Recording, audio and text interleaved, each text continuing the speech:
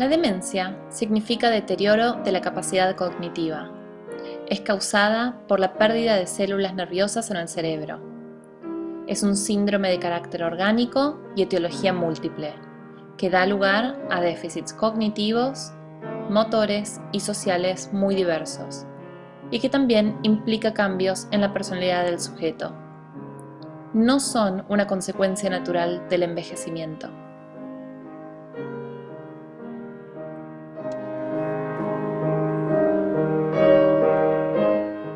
Las demencias tienen una base orgánica.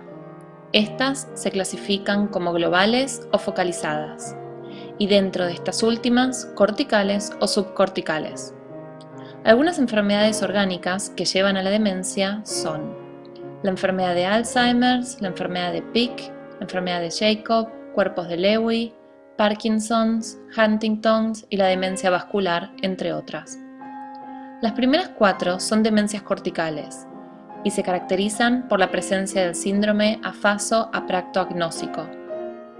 Parkinson y Huntington se clasifican como demencias subcorticales representadas por algunos síndromes extrapiramidales. Hay un enlentecimiento de las funciones superiores y disminución de la motivación.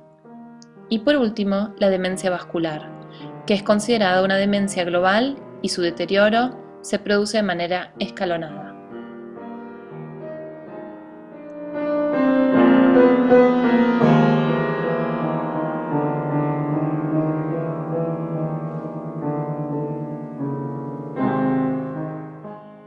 Según la clasificación etiológica, el 50% de las demencias están causadas por la enfermedad de Alzheimer, siendo esta la mayor causa de demencias.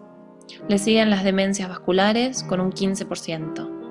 Cuando se encuentra la enfermedad de Alzheimer y la demencia vascular juntas, se las denomina de patología mixta y representa a un total del 22% de las demencias. El otro 13% está representada por otras enfermedades, tales como la de Pick, Parkinson, cuerpos de Lewy, entre otras. Siendo Alzheimer la causa más frecuente de demencia, comenzaremos explicando esta. El deterioro es progresivo y gradual. El Alzheimer es una enfermedad del cerebro lenta y mortal que afecta a 1 de cada 10 personas mayores de 65 años. Nadie es inmune. La enfermedad es progresiva a medida que 2 fragmentos anormales de proteínas llamados placas y ovillos se acumulan en el cerebro y matan a sus células. Comienzan a acumularse aquí, cerca del hipocampo, la parte del cerebro donde inicialmente se forman los recuerdos. Con el paso de los años, las placas y ovillos destruyen lentamente el hipocampo, haciendo más difícil crear nuevos recuerdos. Los afectados no pueden acordarse de situaciones sencillas ocurridas hace escasas horas o días. Posteriormente, las placas y ovillos se expanden a otras regiones del cerebro, matando células y afectando a otras funciones. Esta expansión causa las diferentes etapas de Alzheimer. Desde el hipocampo, la enfermedad se expande aquí, la región del cerebro donde se procesa el lenguaje. Cada vez es más difícil encontrar la palabra correcta. Después, la enfermedad llega a la parte frontal del cerebro donde se produce el pensamiento lógico. Gradualmente, la persona comienza a perder la capacidad de resolver problemas, entender conceptos y hacer planes. Posteriormente, las placas y ovillos invaden la zona donde se regulan las emociones. El paciente pierde gradualmente el control de su estado emocional y de sus sentimientos. A continuación, la enfermedad se mueve donde el cerebro da sentido a las cosas que ve, oye y huele.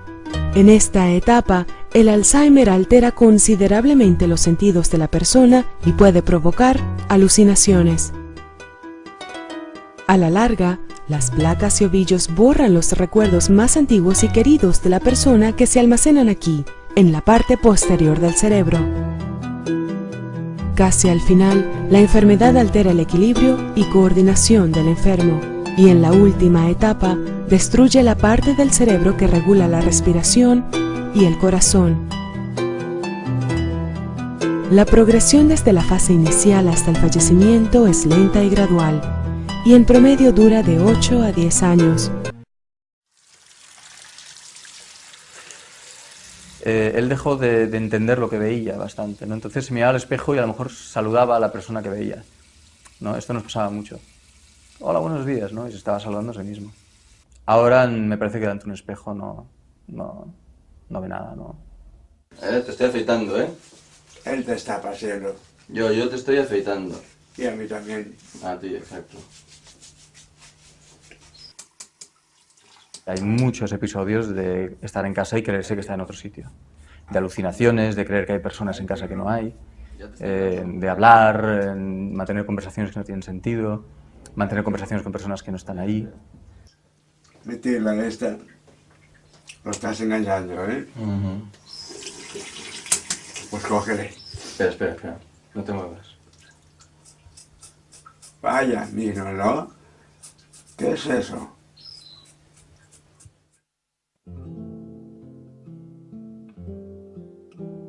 Mi padre está, pues, de una escala de 10, estará sobre un 7, ¿no? En lo que es la enfermedad. Pero él está bastante, yo lo veo bastante sereno, bastante tranquilo ahora, pero claro, necesita asistencia 24 horas al día, 7 días a la semana, ¿no? Todo. Es incapaz de hacer cualquier cosa. Y es que no sabría salir de casa y volver a casa, no sería incapaz de hacerlo.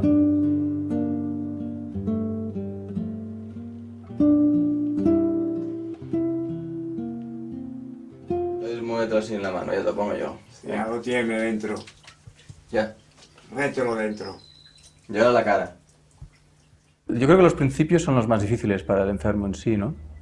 Porque es cuando tiene unas capacidades, esas capacidades empiezan a desaparecer y quieren seguir haciendo lo mismo. Él también jugaba tenis, entonces decía que tenía un agujero en la raqueta, porque claro, se le escapaban las pelotas. Ahí es donde entró un periodo de frustración, ¿no? y de mal humor, y la personalidad un poco se endureció un poco, ¿no? Para medirme que soy un Pedro. No. Venga. Tú siéntate aquí. Déjame. Aquí. Déjame, que ya ahora vine yo de mayorcito y sé lo que tengo que hacer. Vale. Quítamela. Venga.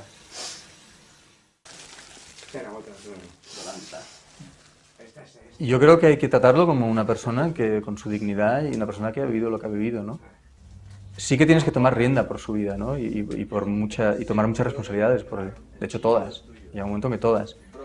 Entonces sí que de alguna manera diriges, ¿no? Eres un poco como un padre. Y esto es una cosa que a mí me ocurrió, ¿no? El cambio de rol. Eso fue clarísimo, ¿no?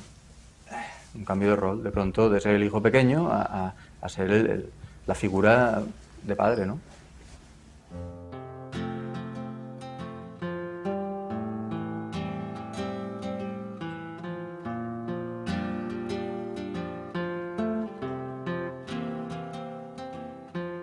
La enfermedad tiene sus dificultades según la etapa de la enfermedad, ¿no?